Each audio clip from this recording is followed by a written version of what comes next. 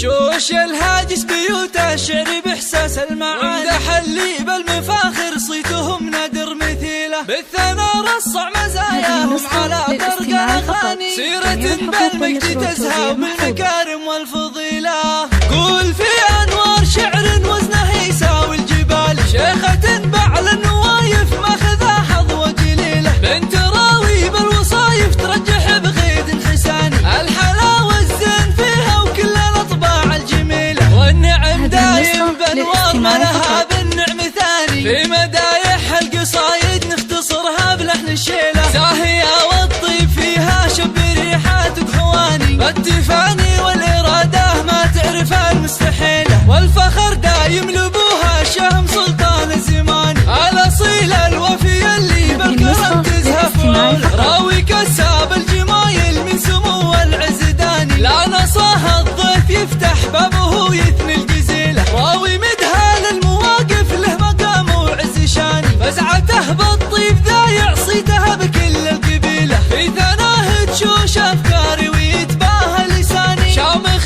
فوق الثريا منزله محدا يطول، والوفا والفخر يزهى أمها ست الغواني، فاطمة تاج المعزة ذات الأوصاف النبيلة، بالخصال الحاتمية والشكر والامتنان، زاهية بنت النشامة وبعوايدها أصيلة، فاطمة روح الغلا والطيب فيها شي ثاني، في سما العزة تضاوي بس أنا في كل ليلة، مصدر الفزعات رمز الطايلة نبع الحناني، ما تكفيها القصايد وإن كتبناها جزيلة، قول في أنوار شعر وزنه يساوي الجبال، شيخات بعل النوايف ماخذه حظوة جليلة، بنت راوي بالوصايف ترجح بغيد حساني، الحلاوة الزين فيها وكل الأطباع الجميلة، والنعم